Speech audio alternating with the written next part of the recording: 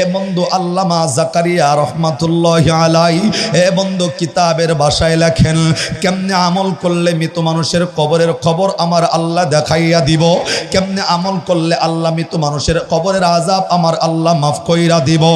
আল্লামা জাকারিয়া রহমাতুল্লাহি আলাইহি কিতাবের ভাষায় উল্লেখ করেছেন, একজন মহিলা মানুষ তার একমাত্র কন্যা সন্তান, এ বন্ধু একেবারে যুবতী একজন নারী, দরদের মায়ের আগে দরদের মেয়ের কাছে আমার আল্লাহ আজরাইল পাঠাইয়া দিছে। এ বন্ধু আজরাইল আইসা এ বন্ধু একটা সেকেন্ড দেরি করে নাই, মৃত্যুর সময়টা হয়ে যাওয়ার সাথে সাথে মায়ের সামনে এই দরদের মেয়েকে আমার আল্লাহ পাক রব্বুল আলামিন উঠাইয়া নিছে। এ বন্ধু রে, বাংলাদেশের ভিতরে এ বন্ধু এমন নজিরের অভাব নাই, দরদের বাবা অসুস্থ হইয়া বিছানায় পড়া, বাবার কাছে আজরাইল আসে না, সন্তান সুস্থ, সুস্থ সন্তানকে আমার আল্লাহ উঠাইয়া নেয়, এমন ঘটনা বাংলাদেশে আছে না নাই? এ বন্ধু, এর জন্য কোরআনের বর্ণনা অনুযায়ী মৃত্যুর কোনো সীমা নাই, কোনো সময় সীমা উল্লেখ করা হয় নাই।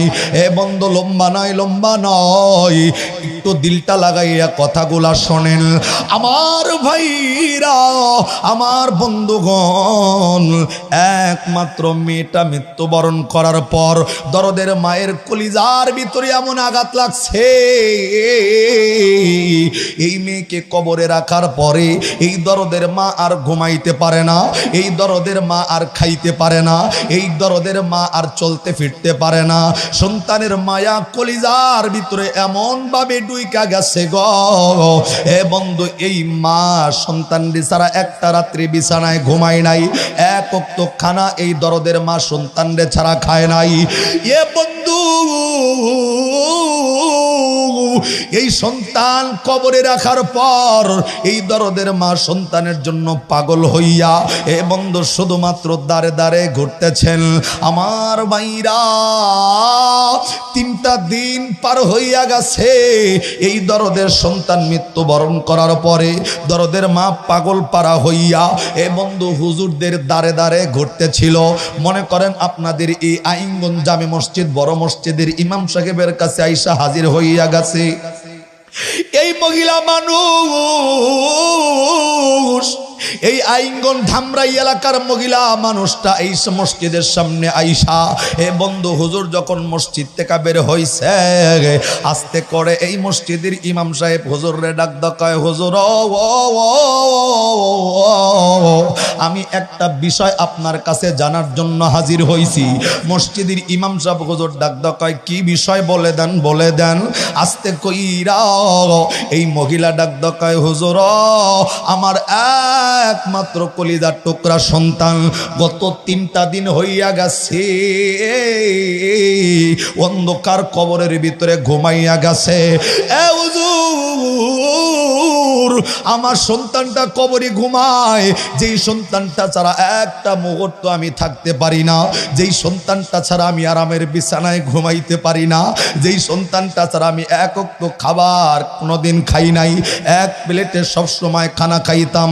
আমার কলিজার ধল দুনিয়ার জমিন থেকে বিদায় নিয়ে আজকে 3টা দিন ধরে কবরের বাসিন্দা। এ হুজুর, আমি আপনাকে বলবো, আমার এমন একটা আমল আজকে শিখাইয়া দিবেন, এমন একটা আমল আমারে জানাইয়া দিবেন, যে আমলটা করার কারণে আমার মেয়ে কবরের ভিতরে কেমনে ঘুমায়, আমার আল্লাহ আমার মেয়ের সাথে কি আচরণগুলা করতেছে, আমার মেয়ে সুখে আছে না আমার মেয়ে দুঃখে আছে। এ হুজুর, এমন একটা আমল আমারে শিখান, যে আমলটা করার কারণে আমি মা হয়ে আমার দরদের মেয়ের কবরের অবস্থাটা দেখতে পারবো। একবার আওয়াজ করে জোরে জোরে কোন সুবহানাল্লাহ। এ বন্ধু, এই আইনগঞ্জ মসজিদের ইমাম হুজুর আস্তে করে এই মহিলারে ডাক কয়, মা গো আপনি আসছেন আমার কাছে দরদের মেয়ে কবরে কেমনে ঘুমায় এটা জানার জন্য, কিন্তু মাগো কোরআন এবং হাদিসের মধ্যে এমন কোন নির্দিষ্ট আমল নাই যে আমলটা করার কারণে মৃত মানুষ কবরে যাওয়ার পর তার কবরের যারা জানা যায়, তার কবরের অবস্থাটা জানা যায়। এমন কোন আমল আমার আল্লাহ কোরআনেও দেয় নাই, এমন কোন আমল আমার আল্লাহ হাদিসের মধ্যেও দেয় নাই। এ বন্ধুরে, যদি মৃত মানুষের কবরের অবস্থা জানার জন্য কোন আমল যদি আমার আল্লাহ পাক রব্বুল আলামিন দেখাইয়া দিত, কোন আমল যদি আমার আল্লাহ দেখাইয়া দিত, তাহলে প্রত্যেকটা মা বাবা পাগল সন্তান জীবনের সবটুকু শক্তি উজাড় করে শত কষ্ট সহ্য করে হলেও ওই আমলটা কইরা দরদের আব্বা আম্মার কবরের অবস্থাটা আগে জানতো। কথা কন ঠিক কিনা? এ বন্ধু, বাংলাদেশের ভিতরে কত মানুষ দরদের মায়ের জন্য পাগল, বাবার জন্য পাগল। এ বন্ধু, অনেক মা দেখবেন সন্তান মৃত্যুবরণ করার কারণে মা একেবারে সারাটা জীবন ওর জন্য পাগল হয়ে রয়েছে। এ বন্ধু, দরদের মায়া, সন্তানের মায়া সহ্য করতে পারে নাই। এই আইনগণ ইমাম সাহেব হুজুর যখন বলছেন মা গো, এমন কোন আমল নাই যেই আমলটা করার কারণে আল্লাহ পাক রব্বুল আলামিন মৃত মানুষের কবরের অবস্থাটা দেখাইয়া দিব। এই মহিলা, এ বন্ধু, তার অন্তরের ভিতরে কথাটা শুই না তৃপ্তি আসে নাই। এ হুজুর, আমি তো জানাই লাগবো আমার মেয়ে কবরে কেমনে ঘুমায়, আমার তো জানতেই হবে, জানতেই হবে। ওই মহিলা মনে মনে চিন্তা করছে, এটা তো এই মসজিদের ইমাম, আমি যদি আরো বড় মসজিদের ভিতরে চলে যাই, আরো বড় মুফতি সাহেবের কাছে যদি চলে যাই, আরো বড় মুহাদ্দিসের কাছে যদি চলে যাই, হয়তো এটার একটা সমাধান বের হইয়া যাবে। এ বন্ধু, এই মহিলা বাড়িতে বসে নাই, এই মসজিদের ইমাম সাহেব কথাটা নেওয়ার পরেও বের হইয়া গেছি আর একটা শহরের সবচাইতে প্রাণ কেন্দ্র মসজিদের ইমাম সাহেবের জন্য বাহিরে অপেক্ষমান। এ বন্ধুরে, মসজিদের ইমাম যখন নামাজ থেকে বেরোইছে, এই মহিলা গিয়া ডাক কয়, হুজুর, আমি আপনার কাছে একটা বিষয় জানার জন্য হাজির হইছি, আপনার কাছে একটা বিষয় জানার জন্য উপস্থিত হইয়া গেছি। আস্তে কইরা ওই বড় কেন্দ্রীয় মসজিদের ইমাম সাহেব হুজুর এই মহিলারে ডাক কয়, আমাগো কি কি বিষয়, কোন বিষয়, কোন মাসআলা আমারে জানাইয়া দাও। এই মহিলা আস্তে করে ডাক কয়, হুজুর, কোনো মাসআলা নয়, আমি একটা শুধুমাত্র আমল আপনার কাছে জানতে আসছি। আস্তে করে মহিলা ডাক কয়, হুজুর, আমি একটা আমল কি আমারে আপনি জানাইয়া দিতে পারবেন? এ বন্ধু, হুজুর ডাক বলছেন, কোন আমল, কোন আমল? আস্তে করে মহিলা ডাক কয়, হুজুর, গত কয়েকটা দিন পার হইয়া গেছে, আমি আমার সন্তানরে কবরের ভিতরে রাখছি। আমার একমাত্র কলিজার টুকরা সন্তান ধামরাইয়ের মাটিতে ঘুমাইছেন, আমার একমাত্র কলিজার টুকরা সন্তান আইঙ্গনের কবরস্থানের ভিতরে ঘুমাইয়া গেছে। যেই মেয়েকে ছাড়া একটা মুহূর্ত থাকি নাই, এক ওয়াক্ত খানা আমার মেয়ের ছাড়া খাই নাই, এক বিছানা ছাড়া কোনোদিন ঘুমাই নাই, আমার ওই মেয়েটা কবরে কেমনে ঘুমায়, আমার মেয়ের জন্য আমার কলিজাটা ছটফট করতেছে। এ ওজরাও, এমন একটা আমল আমারে শিখাবেন যে আমলটা করার কারণে আমার আল্লাহ পাক রব্বুল আলামিন আমার মেয়ের কবরের অবস্থাটা আমার আল্লাহ রব্বুল আলামিন দেখাইয়া দিবে। আওয়াজ করে জোরে কোন সুবহানাল্লাহ। এ বন্ধু, সময় একেবারে অল্প, দিল লাগান লম্বা নয়।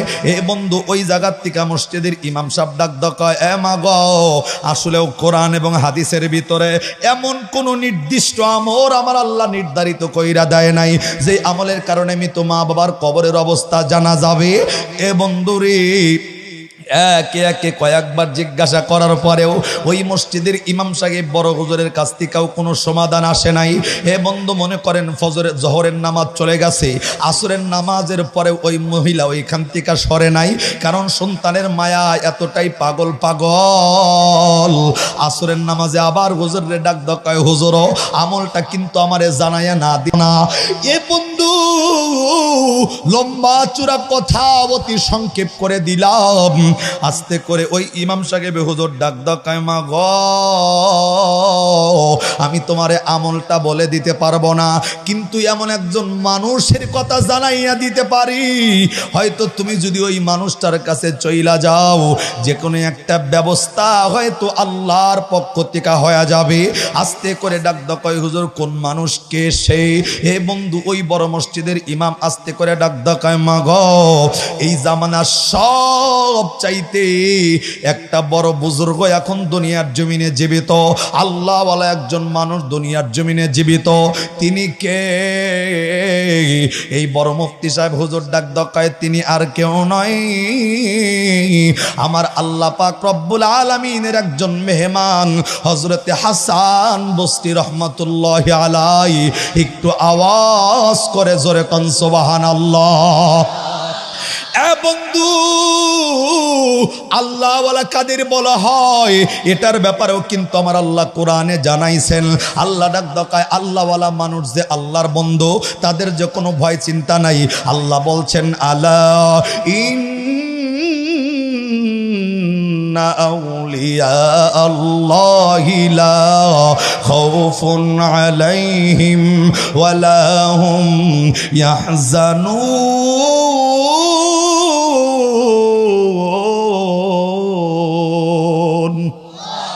আর একটু জোরে জোরে জোরে আল্লাহ ডাক দেখায় যে সমস্ত মানুষ আমি আল্লাহর ইবাদত করে, আমি আল্লাহর সান্নিধ্য যারা অর্জন করে, যারা আমি আল্লাহ পাক রব্বুল আলামিনের ওলি হইয়া যাবে, আমি আল্লাহর সান্নিধ্য অর্জন করতে পারলেই তারা আল্লাহর ওলি হবে। আর আল্লাহর ওলি যারা হবে, মাহবুব বান্দা যারা হবে, আল্লাহ ডাক দেখায় লা খাউফুন আলাইহিম ওয়ালা হুম ইয়াহজানুন, তাদের কোনো ভয় নাই, তাদের কোনো চিন্তা নাই। কোরআনের ভিতরে জানাইয়া দিছেন কে? এ বন্ধুরে এই মহিলা হাসান বসরির কথাটা শুইনা, হাসান বসরি রহমতুল্লাহি আলাইহির কথা শুইনা দেরি করে নাই। কয়েকটা দিন ঘোরাঘুরি করার পর হাসান বসরি রহমতুল্লাহি আলাইহির বাড়ির সামনে গিয়া হাজির। এ বন্ধু হুজুরের সামনে গিয়া হাজির হইয়া হুজুরের লগে দেখা কইরা আস্তে করে ডাক দেখায়, হুজুর কয়েকটা দিন অপেক্ষার প্রহর গুনতেছি, কয়েকটা দিন খাওয়া নাই, ঘুম নাই, ঠিক মতো চলাচল নাই। এ বন্ধু এই মহিলা ডাক দেখায়, হুজুর আমি আপনার কাছে হাজির হওয়ার পিছনের একটা কারণ। হাসান বসরি রহমতুল্লাহি আলাইহি ডাক দেখায়, কি কারণ? এই মহিলা ডাক দেখায়, আমার একমাত্র কারণ হইল আমার একমাত্র কলিজার টুকরা সন্তান 15টা দিন হইয়া গেছে দুনিয়ার জীবনের মায়া ত্যাগ করে অন্ধকার কবরের ভিতরে বাসিন্দা। এ হুজুর আমার সন্তানের মায়ায় আমি অতিষ্ঠ, আমার সন্তানের মায়ায় আমি অস্থির, আমার কলিজার টুকরা সন্তান রে ছাড়া ঘুমাই নাই, খাই নাই, এত মায়া আমার কলিজার মধ্যে। কিন্তু 15টা দিন আমি কেমনে কাটতেছি জানে না, আমার মা আমার দরদের মেয়ে কেমনে ঘুমায় কবরে জানি না। হুজুর আপনার কাছে আসার একমাত্র কারণ, অনেক উলামায়ে কেরামের কাছে গেছি, কেউ সফলতা কোনো মেসেজ দিতে পারে নাই। হুজুর আপনার কাছে আসার একমাত্র কারণ হইল আমার এমন একটা আমল আজকে শিখাইয়া দিবে, যে আমলটা আমি করব, এই আমলটা করার কারণে আমার আল্লাহ জানা আমার মেয়ের কবরের অবস্থা আমার আল্লাহ দেখাইয়া দেয়। এ বন্ধু সর্বশেষ চেষ্টা হযরতে হাসান বসরি রহমাতুল্লাহি আলাইহি এই মহিলার কথাটা শুইনা এই মসজিদের ইমাম যেটা বলছে, কেন্দ্রীয় মসজিদের ইমাম যেটা বলছে, হাসান বসরির জবান দিয়া সেম কথা ডাকদা বলে, এ মহিলা, এ মহিলারে শুনে নাও, শুনে নাও, কোরআন এবং হাদিসের মধ্যে এমন কোন নির্দিষ্ট আমল নাই যেই আমলটা করার কারণে মৃত মানুষের কবরের অবস্থা আমার আল্লাহ দেখাইয়া দিবে। এ মহিলারে এমন কোন নির্দিষ্ট আমল কিন্তু নাই। এই মহিলা চোখের পানি ছাইরা দিয়া এ বন্ধু হাসান বসরি রহমতুল্লাহি আলাইহি রে ডাক দেখায়, হুজুর 15টা দিন পার হইয়া গেছে, আমি আমার মেয়ের কবরের অবস্থা জানার জন্য পাগল। হুজুর অবশ্যই অবশ্যই আমার একটা আমল বলে দেওয়া লাগবে। এ বন্ধু লম্বা চূড়া কথা আমি লম্বা করছি না, অতি সংক্ষেপ, আরো সংক্ষেপ করে বলি। হাসান বসরি বারবার বলার পরেও মহিলা মানে না। শেষ মুহূর্তে হাসান বসরি রহমাতুল্লাহি আলাইহি আস্তে করে মহিলারে ডাক দেয়, মহিলা আমি নির্দিষ্ট কোনো আমল কোরআন এবং হাদিস থেকে তোমারে দিতে পারবো না, কিন্তু একটা কথা আমি তোমারে জানাইয়া দিতে পারি, একটা আমলের ঠিকানা আমি তোমারে দিতে পারি। তুমি যদি এই আমলটা করো, যদিও নির্দিষ্ট নয়, কিন্তু বাসায় গিয়া যদি আমলটা স্টার্ট করো, আমার আল্লাহ চাইলে তোমার এই আমলের বরকতের কারণে আল্লাহ পাক রব্বুল আলামিন চাইলে তোমার মেয়ের কবরের অবস্থা আমার আল্লাহ দেখাইয়া দিবে। একবার আওয়াজ করে জোরে কোন সুবহানাল্লাহ।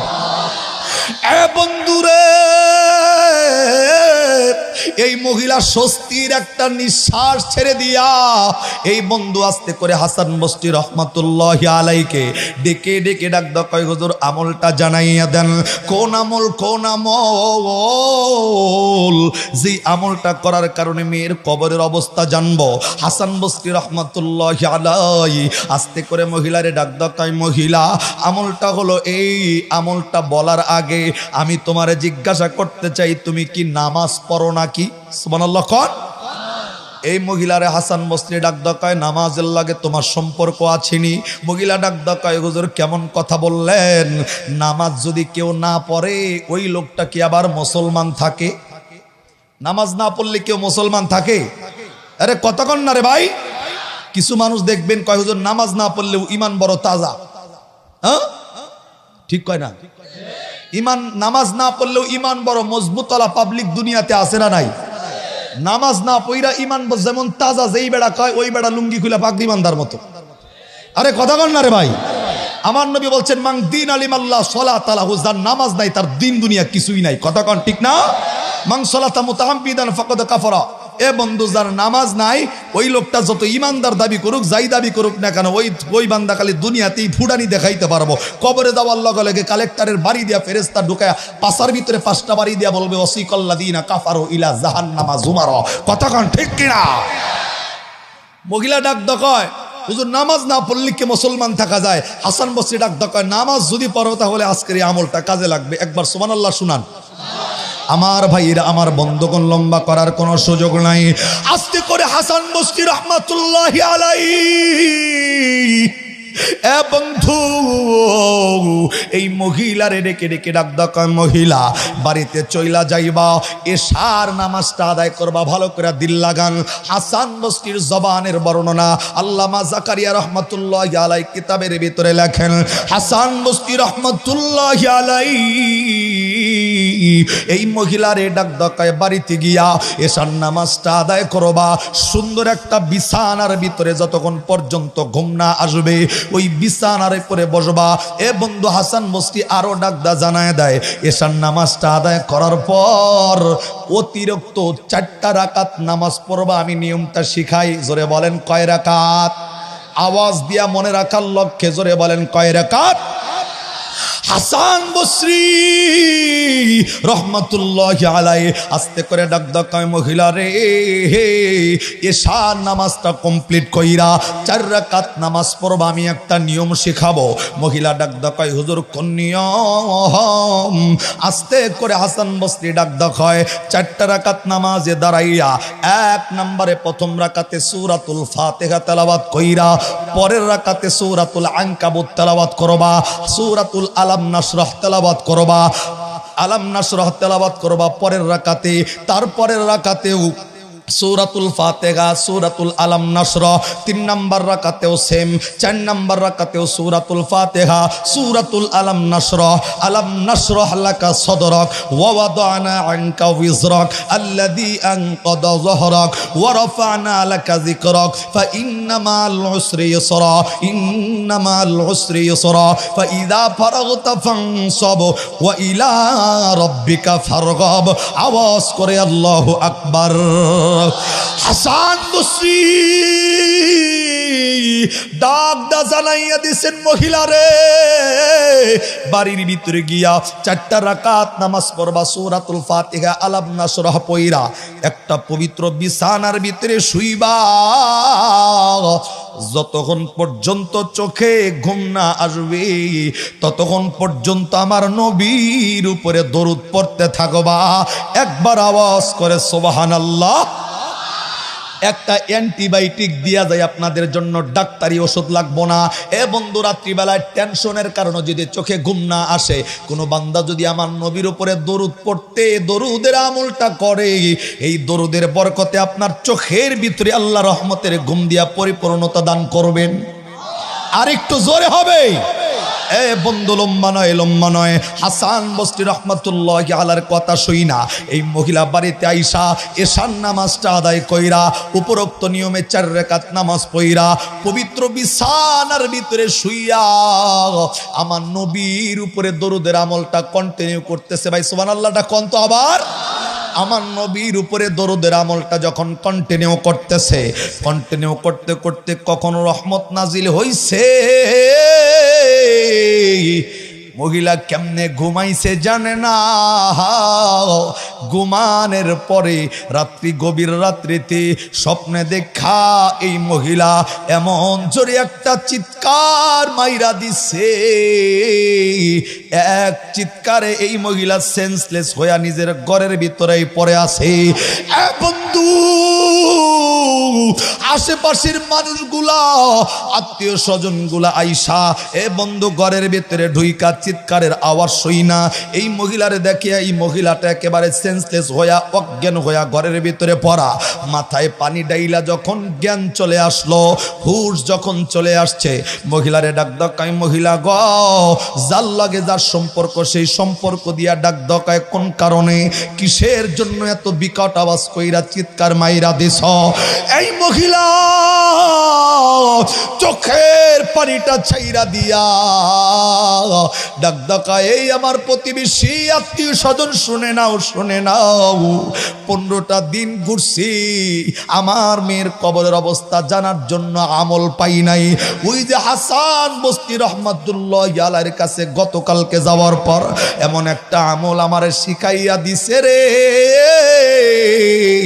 যেই আমলটা করার কারণে একটা রাত্রি পার হয় নাই, আমার আল্লাহ আমার মেয়ের কবরের অবস্থা আমারে দেখাইয়া দিছে।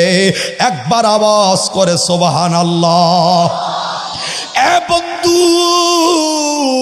ডাক ডাকায় মেয়ের কবরের অবস্থা দেখছো, কিন্তু অজ্ঞান হয়ে গেল কেন? সেন্সলেস হইয়া গেল কেন? আস্তে করে এই মহিলা ডাক ডাকায়, আমি দেখছি আমার মেয়ে কবরে শান্তিতে নাই, আমার মেয়ে শান্তিতে নাই, সুখে নাই। আমি তো তাকায় দেখছি আল্লাহ আমার মেয়ের কবরটা জাহান্নামের আগুন বানাইছে। আর একটু আওয়াজ করে নাউজুবিল্লাহ। আমার মেয়ে জাহান্নামের আগুন ঠিকা।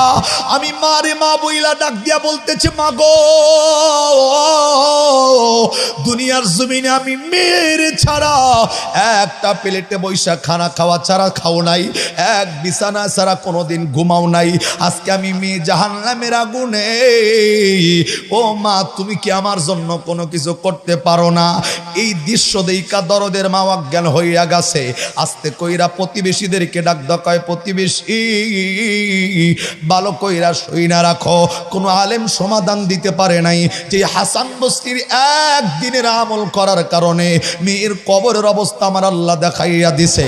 আমার দিল সাক্ষী দেয়, আমি যদি আবার তার কাছে যাই, উনার সাজেশন যদি শুনি, অবশ্যই উনি বলে দিতে পারবেন কোন আমলটা করলে আমার মেয়ের কবর আমার আল্লাহ জান্নাতের বাগান বানাইয়া দিবে। একবার আওয়াজ করে সুবহানাল্লাহ। এ বন্ধু, হাসান বসরি রহমাতুল্লাহ আলাইহির কাছে সকালবেলায় ফজরের পরে চইলা গেছে। সময় নাই বন্ধু, সময় একেবারে শর্ট। আমি একেবারে সংক্ষিপ্ত করে দেই, আলোচনাটা সমাপ্ত করে দেব সংকীর্ণ সময়ে। ফজরের নামাজের পর হযরত হাসান বসরি রহমাতুল্লাহ আলাইহির কাছে গিয়া হুজুরের কাছে চোখের পানি ছাইরা দিয়া ডাকদা বললেন, হুজুর এমন একটা আমল শিখাইয়া শিখাইয়া দিচ্ছেন। আমলের জন্য 2 দিন 5 দিন অপেক্ষা করা লাগে নাই। এক আমলের বরকতে আল্লাহ তো আমার মেয়ের কবরের অবস্থা দেখাইছে। হাসান বসরি ডাক দেখায়, তাহলে কান্না করো কেন? ডাক দেখায়, হুজুর আমার মেয়েরে তো আমি দেখছি আমার মেয়েটা জাহান্নামের আগুনের ভিতরে জ্বলতেছে। বন্ধু, কোন মা কিন্তু দরদের সন্তানের কষ্ট সহ্য করতে পারে না, কথা কোন ঠিক কিনা? বন্ধুরে দেখবেন ছোট্টবেলায় সন্তান অসুস্থ হইয়া বিছানায় পড়া, আল্লাহর কাছে হাত তুইলা দিয়া দরদের মা ডাক দেখায়, আল্লাহ আমার হায়াতটা নিয়া হইলেও আমার সন্তানের অসুস্থ ভালো কইরা আমার সন্তানরে হায়াত বাড়ায়া দাও, কথা কোন ঠিক কিনা? বন্ধু, আলোচনা লম্বা করতে গেলে চোখের পানি ধরে রাখা সম্ভব হবে না। বন্ধু, ওই দিকে যাওয়ার আজকে কোনো সুযোগ নাই। আমার ভাইরা, হাসান বসরি ডাক দেখায়, হুজুর আমারে এমন একটা আমল এখন শিখাইয়া দিবেন যেই আমলটা করার কারণে আল্লাহ পাক রব্বুল আলামিন আমার মেয়ের কবরের অবস্থা আমার আল্লাহ উন্নত করে দিবে, মেয়ে জাহান্নামের আগুন থেকে মুক্তি পাইয়া যাবে। হাসান বসরি ডাকদা জানায় দেয়, এই ব্যাপারে নির্দিষ্ট আমল আছে। কবরের অবস্থা জানার জন্য আমল না থাকলেও মানুষের কবর জান্নাতের বাগান বানানোর জন্য আমল শিখাইয়া দিছেন কে? আর একটু জোরে বলেন কে? বন্ধু, সেই আমলগুলো পবিত্র কোরআনে সূরাতুল মুনাফিকুন 28 নম্বর পারার 14 নম্বর পৃষ্ঠার 12 নম্বর লাইনের 10 নম্বর আয়াত তেলাওয়াত করার আগে বন্ধু আলোচনা শেষ করব। বন্ধু রে, হাসান বসরি ডাক দেখায়, মহিলা বাড়ির ভিতরে চইলা যাও, হায়াতের জিন্দিগির ভিতরে যত সম্পদ আছে তোমার সম্পদগুলা যদি আমি আল্লাহর রাস্তায় যদি ব্যয় কইরা দিতে পারো, আল্লাহর রাস্তায় যদি বিল কইরা দিতে পারো, আমার আল্লাহর বর্ণনা আছে 1 নম্বরে দুয়ার বরকতে, 2 নম্বরে আল্লাহর রাস্তায় দানের বরকতে মৃত মানুষের কবরের আযাব আল্লাহ মাফ করে কবরটা জান্নাতের টুকরা বানায় দেয়। আর একটু জোরে কন। বন্ধু, এই মহিলা বাড়িতে আইসা যত সম্পদগুলা ছিল সব সম্পদ আল্লাহর রাস্তায় বিলীন কইরা দিছে। আল্লাহর দরবারে চোখের পানি ছাইরা দিয়া কান্না করতেছে। আমার আল্লাহ তো ডেকে ডেকে ডাক দেখায়, এই আইঙ্গনের ভাইরা, আল্লাহ জানাইয়া দিছে বান্দারে আমি সব সহ্য করতে পারি, কিন্তু কোন বান্দার চোখের পানি আমি আল্লাহ সহ্য করতে পারি না। সুবহানাল্লাহ জোরে হবে।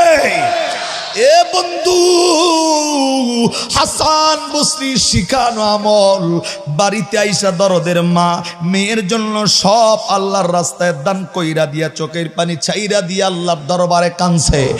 বন্ধু, পরের দিন হাসান বসরি নিজে ঘুমের ঘরে স্বপ্ন দেখতেছেন। হাসান বসরি স্বপ্নে দেখে তিনি নিজে জান্নাতের ভিতর দিয়া হাঁটতেছে। একবার সুবহানাল্লাহ কওয়া লাগবো, আর একবার জোরে কর।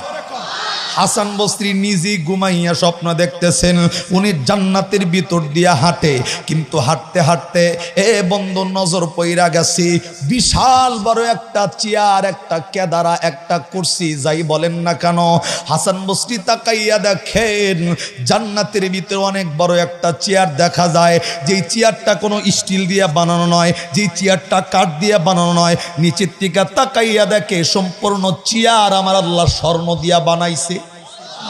আরে ভাই সুবহানাল্লাহ হয় না, জোরে বলা লাগবো। হাসান বসরি নিচের থেকে উপর পর্যন্ত তাকাইছেন। বন্ধু, নিচের থেকে উপর পর্যন্ত তাকানোর পর তাকাইয়া দেখে শুধু সম্মানিত চেয়ার নয়, ওই চেয়ারের ভিতরে সুন্দরী একজন নারী, যুবতী একজন নারী বসা। আস্তে কইরা হাসান বসরি তিনি ভাবছেন আমি তো মনে হয় দুনিয়াতে আছি স্বপ্নের ঘরে। তো ওই মহিলাটার দিকে এক নজর তাকাইয়া চক্ষুটা নিম্নগামী কইরা দিছে। হাসান বসরি চিন্তা করছে আমি তো দুনিয়াতে মহিলাদের দিকে তাকানো জায়েজ আছে না নাই? জোরে কর। পাবলিক চায় না? কয়বার চাওয়া জায়েজ? কথা কয় না। অনেক যুবক ডাক দেখায় হুজুর একবার চাওয়া যদি যায় সামু একবারে 15 মিনিটের নামে যা আছে কপালে দেখা যাবো সকালে, ওই 15 মিনিট চলবো? জোরে কর। অনেকে তো বাইশার মনে চায় যে একবার সাবাজে জায়েজ আছে, কিন্তু কখন জায়েজ? একবার মাগার তাকাইছেন, চোখের পলক পড়তে দেরি, চোখের পলক নিম্নগামী করা লাগবে, এটা জায়েজ। কথা কন ঠিক কিনা? তা অনিচ্ছাকৃত ভাবে না ইচ্ছাকৃত? অনিচ্ছাকৃত ভাবে হাসান বসরি এ বন্ধু ওই দিকে তাকাইছেন, নজরটা নিম্নগামী হইয়া গেছে। ওই চেয়ারের ভিতর থেকে সুন্দরী নারী হাসান বসরি ডাক ডাকায়, হুজুর চোখটা নামাইলেন কি লিগা? আপনি কি আমারে চিনতে পারছেন নাকি? সুবহানাল্লাহ কর। ডাক দিয়া বললেন, হুজুর চোখটা কেন নামাইয়া দিলেন? আপনি কি আমারে চিনতে পারছেন নাকি? হাসান বসরি নিচের দিকে তাকায় ডাক ডাকায়, আমি আপনারে কেমনে চিনব? আপনি তো আমার আত্মীয় স্বজন কেউ নয়, জিন্দিগিতে কোনোদিন আপনারে দেখি নাই। হুজুর আমারে না দেখলে তো আমারে চেনার কথা কয়, কেমনে চিনব? আস্তে করে ডাক ডাকায়, হুজুর আমি তো ওই মহিলা, আমি তো ওই যুবতী, আমি তো ওই নারী। গত 2 দিন আগে আমার মা আপনার কাছে আইছিল একটা আমল শেখার জন্য, কবরের অবস্থা জানার। আবার পরের দিন আইছে আমার কবরটাকে উন্নত করার আমল শেখার জন্য। যেই আপনার কাছে গিয়া বলছিল যেই মহিলাটা জাহান্নামের আগুনে জ্বলতেছেন, হুজুর তাকাইয়া দেখেন আমি অন্য কেউ নয়, সেই দরদের হতভাগা মায়ের একমাত্র সন্তান। জাহান্নামের আগুনে জ্বলা মেয়ে আমি এখন জান্নাতের সর্বোচ্চ চেয়ার আল্লাহ আমারে দান করছেন। বন্ধু হাসান বসরি রহমাতুল্লাহ আলাইহি ডাক ডাকায়, তোমার মা মিথ্যাবাদী না তুমি মিথ্যাবাদী? ডাক ডাকায়, কেমনে? কেউ মিথ্যাবাদী নয়, মাও নয়, আমিও নয়। হাসান বসরি ডাক ডাকায়, তোমার মা বলল তুমি জাহান্নামী, আমি নিজে দেখতেছি তুমি জান্নাতের সর্বোচ্চ আসনে বসা। কেমনে কেমনে কেমনে? আস্তে করে হাসান বসরির কথা শুই না এই মহিলা ডাক ডাকায়, হুজুর 2টা কারণে আল্লাহ আমারে জান্নাতি বানাইয়া দিছে। জোরে বলেন কয় কারণ? আরে আওয়াজ দিয়া জোরে বলেন কয় কারণ? 2 কারণে আল্লাহ আমারে জান্নাতি বানাইছে। তার ভিতরে 1 নাম্বার কারণ হইল, ওই যে আমার মারে আপনি শিখাইয়া দিছিলেন আল্লাহর রাস্তায় দান কইরা দিলে আল্লাহ পাক আমার কবরের আযাব মাফ কইরা দিব। আমার মা আমি সন্তানের মায়ায় আমি আল্লাহর রাস্তায় সব উৎসর্গ কইরা দিছে, আল্লাহর রাস্তায় আমার জন্য সব বিলাইয়া দিছে। এটা হলো 1 নাম্বার কারণ। আর 2 নাম্বার কারণ হইল, আমি যেই আইঙ্গন কবরস্থানের ভিতরে আমারে যে রাখা হয়েছে, আমার মতো জাহান্নামের কয়েদি অনেক, কিন্তু ওই আইঙ্গনের কবরস্থানের পাশ দিয়া একটা বুজুর্গ যাওয়ার সময় কবরস্থানের দিকে তাকাইয়া মায়া লাইগা গেছে। ওই বুজুর্গ কবরের পাশে দাঁড়াইয়া আমার নবীর উপরে 11 বার দরুদ শরীফ পড়ছে। জোরে কোন কয়বার? ওই বুজুর্গ কবরস্থানের পাশে দাঁড়াইয়া 11 বার দরুদ শরীফ পড়া এই কবরস্থানের ভিতরে যারা ছিল তাদের জন্য একটু দোয়া কইরা দিছেন। আমার মতো জাহান্নামের কয়েদি যারা, 1 নম্বরে মায়ের দানের বরকতে, 2 নম্বরে ওই দরুদের হাদিয়ার বরকতে আমাদের মতো সমস্ত কয়েদিদের আমার আল্লাহ রব্বুল আলামিন মাফ কইরা দিয়া আল্লাহ পাক রব্বুল আলামিন আমাদেরকে জান্নাতের সর্বোচ্চ মাকাম দান কইরা দিছেন। একটু আওয়াজ করে জোরে কোন সুবহানাল্লাহ। এ বন্ধু, এর জন্য আপনার জন্য 3 নম্বরের পুরস্কার হইল, আল্লাহ ডাক ডাকায় ওয়া আনফিকু মিম্মা রাযাকনাকুম মিন ক্বাবলি আন ইয়াতিয়া আহাদাকুমুল মাউত ফায়াকুল রাব্বি লাউলা আখখারতানি ইলা আজালিন করিবিন ফাআসাদদাক ওয়া আকুম মিনাস সলিহিন। আল্লাহর দেওয়া রিজিক আল্লাহর রাস্তায় ব্যয় করার কারণে 3টা পুরস্কারের ভিতরে 3 নাম্বার পুরস্কার হইল, আল্লাহ ডাকদা বলছেন মৃত মানুষ যারা কবরে, আল্লাহ ওই আব্বা আম্মা দাদা দাদির কবরের আযাব আল্লাহ মাফ করে দিবে। আর একটু আওয়াজ করে জোরে কোন সুবহানাল্লাহ, আর একটু আওয়াজ করে জোরে। এ ভাই দিল লাগান, এইভাবে যতক্ষণ আলোচনা চলবে আপনারা আমার লগে থাকতে রাজি আছি না নাই? আরে জোরে বলেন আছি না নাই? আমি হাদিসের অনুবাদে এখনো যাই নাই, আর একবার আল্লাহরে শুনায় দেন কোরআনের ময়দানে আমি যতক্ষণ আপাতত আছি থাকতে রাজি আছি না নাই? কারা কারা রাজি আছেন একটু হাত তোলেন তো ইনশাআল্লাহ বলা তোলেন। একটা তাকবীর হবে, নারায়ে তাকবীর। কি ব্যাপার মাঝখানে অনেকেই হাত তোলে নাই? হাত টান করেন, সোজা করেন। আসি তো মাহফিলে ইনশাআল্লাহ, ইনশাআল্লাহ জোরে করে আসি তো। যারা আসেন শুধুমাত্র আমার লগে যারা আসেন তারা হাত নামাবেন, আর যারা চলে যাবেন হাত উঁচা করে রাখেন। ওই যে ভাই দেন কি ভাই, ও উনি হাত নামাই আলাইছে। আল্লাহু আকবার কর। আসি না নাই? চলবো না চলবো না? চালাইলে চলবো, কতক্ষণ ঠিক কি না? চালাইলেই। খারাপ লাগতেছে? আমি তো আজকে ভাই দ্বিতীয় বক্তা মাহফিল, আমি চাইলেও সময় লম্বা করতে পারতেছি না। আজরাইল চতুর্দিক দিয়ে খালি ঘুরতেছে, চিড়ি বাড়াইছে 1.5 ঘন্টা আগে। আজরাইলের চিড়ি 1.5 ঘন্টা আগে আইসে, খালি জোর করে বাইসা রইলাম কোনো মত। আমার ভাইরা দিল দেন, আমি একটা হাদিস পড়ছি, মুসলিমের বর্ণনা। বিশ্বনবী বলেন ইদা মাতাল ইনসান, আবু হুরায়রা থেকে বর্ণিত, ইদা মাতাল ইনসান ইন কাতা আনহু আমালুহু ইল্লা মিন সালাসাতিন ইল্লা মিন সাদাকাতিন জারিয়া আও ইলমিন ইনতাফাউ বিহি আও ওয়ালাদুন সালিহ। মুসলিমের বর্ণনা। আমার নবী বলেন, এই কেউ উঠে না বলেন, একটা উঠতেন না, ওয়াদা দিয়েছেন কিন্তু আমার লাগে, ওয়াদা খেলাপকারী গুনাহ তো জানেনি কবিরা। দিল দেন, নবী বলছেন মানুষ মৃত্যুর সাথে সাথে নেক আমলের খাতা বন্ধ হইলেও মৃত্যুবরণ করার পরেও 3টা আমল বান্দার জন্য কিয়ামত পর্যন্ত জারি থাকবে। এই 3টা আমলের একটা নাম, এই আমলের নাম হচ্ছে সদগায়ে জারিয়া। সুবহানাল্লাহ কোন? রাস্তার পাশে একটা গাছ লাগানো সদগায়ে জারিয়া। কি জারিয়া? একটা টিউবওয়েল নির্মাণ করে দেওয়া সদগায়ে জারিয়া। এ বন্ধু বসার স্থান তৈরি করে দেওয়া সদগায়ে জারিয়া। মসজিদ মাদ্রাসা নির্মাণ করে দেওয়া সদগায়ে জারিয়া। সুবহানাল্লাহ হবে এবার। এ ভাই আমরা কি জানি জানেন? অনেক মানুষ আছে এমন যে মসজিদ, আমরা জানি যে মসজিদ মাদ্রাসা মানুষের টাকাই হয়, মানুষের টাকাই টাইলস হয়, মানুষের টাকাই ছাদ হয়, মানুষের টাকায় 5 তলা হয়। কিন্তু এইটা কেউ মনে করবেন না যে আমার টাকায় মসজিদ চলে, আমার টাকায় মাদ্রাসা চলে। এটা মনে করলে আপনার আমলটা বরবাদ হয়ে যাবে। বরং আপনার মনে করতে হবে এই মসজিদটা হয়েছে বিদায়, এই মাদ্রাসাটা হয়েছে বিদায়, 2-4 টাকা দান করার একটা সুযোগ আল্লাহ আপনারা তৈরি করে দিয়েছে। এই তামান্না যদি দিলের ভিতরে থাকে, আল্লাহর কসম কোনো আমল যদি না থাকে, আল্লাহ চাইলে 1 টাকা দানের বরকতে কিয়ামতে নাজাতের জরিয়া বানায় দিবে। আমার ভাইরা, কোনো ভূমিকা নয়। মা বাবা যাদের কবরে আছে, আত্মীয় স্বজন যাদের কবরে আছে, নিজের বালা মুসিবত থেকে যদি হেফাজত থাকতে চান আল্লাহর কাছে, আমলনামা যদি কিয়ামত পর্যন্ত চালু রাখতে চান, আমি চাইবো এই মাদ্রাসা, এই মসজিদটার জন্য, আজকে যে মসজিদকে কেন্দ্র করে মাহফিল, এই মসজিদের জন্য সর্বপ্রথম 1 লক্ষ টাকা কোন বান্দা দিবেন? একমাত্র আল্লাহকে রাজি এবং খুশি করার জন্য। আমারে দেখানোর টাইম নাই, কমিটির কোনো ভাইকে নয়, মাদ্রাসা মসজিদের কোনো ইমাম সাহেব হুজুরকে নয়, কোনো মুফতিকে নয়, এলাকার কোনো মাতব্বরকে দেখানোর জন্য নয়। 1 টাকাও যদি দেই, কাকে খুশি করার জন্য?